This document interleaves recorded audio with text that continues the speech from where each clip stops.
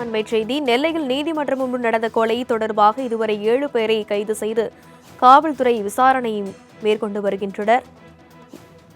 இது பற்றிய மேலும் விவரங்களை தர நிகழ்ச்சி இந்த செய்தியாளர் அமுல் ஜெய்சிங். வணக்கம் ஜெய்சிங். தற்போது வரை 7 பேர் இந்த கொலை சம்பவம் தொடர்பாக கைது செய்யப்பட்டிருக்கின்றனர். அவர்களும் நடைபெற்றக்கூடிய விசாரணையின் முழு விவரம் என்ன?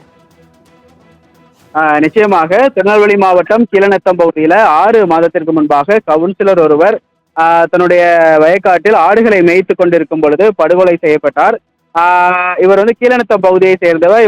இவருடைய பெயர் மாயாண்டி.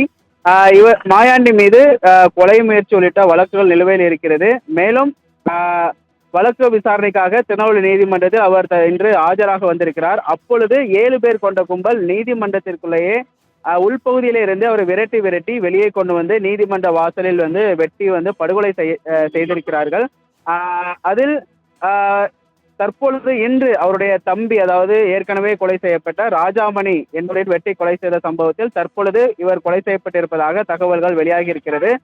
முன் விரோதத்தினால இந்த ராஜாமணியின் தம்பி தனது கூட்டாளிகளுடன் சென்று இன்று காலை நீதிமன்ற வாசல் அருகே இந்த கொலையை செய்திருக்கிறார்.